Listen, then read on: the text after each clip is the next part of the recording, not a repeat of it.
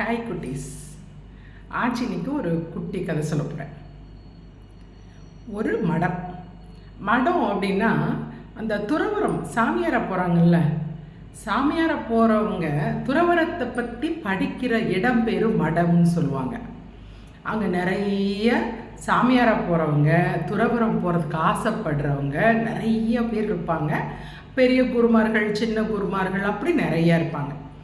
அந்த மாதிரி ஒரு மடம் ரொம்ப பிரசித்தம், ரொம்ப ரொம்ப பாப்புலர் அந்த மடம். அப்போ பக்கத்து ஊர்லேருந்து ஒருத்தருக்கு இளம் துறவி, அவருக்கு துறவரம் போகணும், அந்த மடத்தில் போய் படிக்கணும்னு ரொம்ப ஆசை.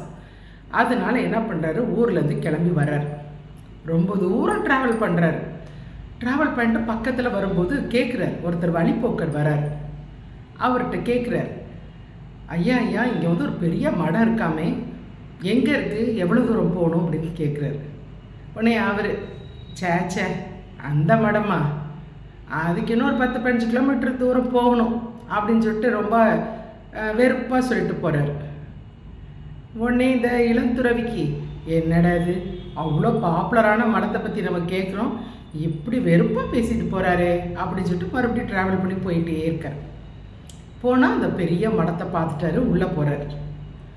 போனால் அங்கே ஏகப்பட்ட துறவிகள், நிறைய துறவிகள் இருக்காங்க, அங்கிட்டு இங்கிட்டு போயிட்டு இருக்காங்க. அவங்கள பார்க்கும்போது இவருக்கு ரொம்ப பிரமிப்பாக இருக்குது. இவர் என்ன பண்ணுறாரு, ஒரு துறவிக்கிட்ட போய், மகானே, இந்த மடத்தில் இருக்க பெரிய குருவை நான் பார்க்கணும், அவரை எப்போ பார்க்கலான்னு கேட்குறாரு. உடனே இந்த துறவி சொல்லிட்டு போகிறாரு, யாரை பார்க்கணும் அதெல்லாம் என்கிட்டலாம் கேட்காதீங்க, எனக்கெலாம் டைம் கிடையாது, உங்கள்கிட்ட பதில் சொல்கிற அளவுக்கு எனக்குலாம் டைம் இல்லை அப்படி சொல்லிட்டு வெறுப்பாக சொல்லிட்டு போகிறார். இன்னொருத்தர் பார்த்துட்டு, அடாடா, நீ என்கிட்ட கேட்டுறதப்பா, எனக்கும் அதெல்லாம் பதில் சொல்லலாம் இஷ்டம் கிடையாது அப்படி சொல்லிட்டு இன்னொருத்தர் போகிறார். இன்னொருத்தர் ஒரு மாதிரி ஒரு ஏளனமாக பார்த்துட்டு போகிறார். அப்படியே இந்த இளந்துறவி வந்தவருக்கு அப்படியே ஷாக். என்னடா, எப்படி நம்ம கற்பனை பண்ணிட்டு வந்தோம், இந்த ஒருத்தர் கூட கரெக்டாக ஆன்சரே சொல்ல மாட்டேங்கிறாங்களே அப்படின்னு சொல்லிட்டு வெளியே பக்கத்து ஒரு காட்டில் ஒரு ஆசிரமம் இருக்குது. அந்த காட்டில் இருக்க ஆசிரமத்தில் குரு இருக்கார், ஒரு வயசான குரு. அவர்கிட்ட போகிறார். போய், என்னங்க குருவே, நான் ரொம்ப தூரத்துலேருந்து வந்தேன், இந்த மடத்தில் நான் படிக்கிறதுக்காக தான் வந்தேன், ஆனால் அங்கே இருக்கிறவங்க எல்லாருமே ஒருத்தருக்கு ஒருத்தர் சலிப்பாக, ஒருத்தருக்கு ஒருத்தர் ஒரு அன்பாக பேசிக்காமல் இப்படி இருக்கிறாங்களே, ஒரு மாதிரி அவங்களுக்குள்ள ஒரு ஒற்றுமை இல்லாத மாதிரி தெரியுது அப்படின்னு கேட்குறாரு. உடனே அந்த வயசான குரு சொல்கிறாரு, இல்லைப்பா, அந்த மடத்தில் தான் புத்தர் இருக்கார், ஆனால் அந்த புத்தருக்குரிய மரியாதையும் மதிப்பும் அங்கே இருக்கவங்க கொடுக்க தவறிட்டாங்க, அதனால தான் அந்த மடம் அப்படி இருக்குது அப்படின்னு சொல்கிறார். என்ன சொல்கிறீங்க, புத்தர் அங்கே இருக்காராங்க? ஆமாப்பா, அங்கே தான்ப்பா இருக்காரு அப்படின்னு இவர் மறுபடியும் குடுன்னு ஓடி வர்றாரு. யார், அந்த இளம் துறவி மடத்துக்கு எல்லாரையும் கூப்பிட்றாரு. உங்களுக்கு ஒன்று தெரியுமா, இங்கே தான் புத்தர் இருக்காராம் அப்படின்னு. எல்லாருக்கும் ஷாக்கு. என்ன சொல்கிறீங்க? ஆமாம், இங்கே தான் புத்தர் இருக்காராம் அப்படின்னு எல்லாரும் அப்படியே இதாகிட்டாங்க. ஏன்னா அங்கே இருக்க புத்தர்னா அவருக்கு எவ்வளோ மதிப்பு மரியாதை கொடுக்கணும், ஆனால் யாருன்னு தெரியல. வேறு வழியே இல்லாமல் எல்லாரும் ஒருத்தருக்கு ஒருத்தர் அன்பாக பேச ஆரம்பிக்கிறாங்க, வணக்கம் சொல்ல ஆரம்பிக்கிறாங்க. ஒருத்தருக்கு ஒருத்தர் அவங்களோட உரையாடல்களே ரொம்ப அன்பாக இருக்குது. ரொம்ப அந்த மடமே மாறிடுச்சு. மடம் ரொம்ப ஒரு அருமையான மடமாக மாறிடுச்சு. மறுபடியும் ரொம்ப பிரசித்தமாயிடுச்சு அந்த மடம். ஒருத்தருக்கு ஒருத்தர் ரொம்ப பணிவாக, அக்கறையாக, அன்பாக பேச ஆரம்பிச்சிட்டாங்க. ஒரே ஷாக் ஆயிடுச்சு.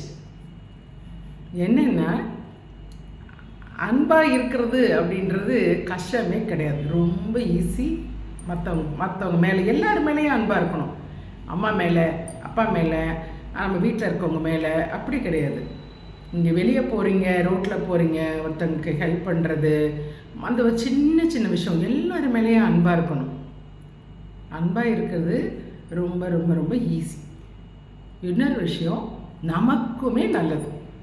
மற்றவங்க மேலே கோபத்தையோ வெறுப்பையோ காமிக்காமல் இருந்தோம் வைங்களேன், நம்ம ஹெல்த்தும் நல்லாயிருக்கும், நம்மளும் நல்லாயிருப்போம், நம்மளை சுற்றி இருக்கிறவங்களும் ஹாப்பியாக இருப்பாங்க. எதுனாலும் நம்ம நம்மளோட பேசுகிறதோ இல்லை நம்ம வீட்டில் இருக்கவங்கள்ட்ட பேசுகிறதோ தாத்தா பாட்டி ஆச்சி பக்கத்து வீட்டுக்காரவங்க ஸ்கூலு ஃப்ரெண்ட்ஸு டீச்சர்ஸு எல்லார்ட்டையுமே நீங்கள் பேசுகிறதே ஒரு ரொம்ப பணிவாக ஒரு அன்பாக பேசி பாருங்களேன். அவங்கள்ட்ட இருந்து ரிப்ளையுமே ரொம்ப அழகாக வரும் நமக்கு. சரியா? அதெல்லாம் நீங்கள் குட்டீஸ் பிள்ளையிலேயே வந்துருச்சுன்னு வைங்க, நீங்கள் ரொம்ப ஹாப்பியாக இருப்பீங்க. உங்கள் மனசு நல்லாயிருக்கும், உடம்பு ஹெல்த்தாக இருக்கும். அன்பாக இருத்தல் நல்லது, ஈஸியும் கூட. சரியா? ஆச்சு. நாளைக்கு உங்களுக்கு ஒரு குட்டி கதையோட வரேன்.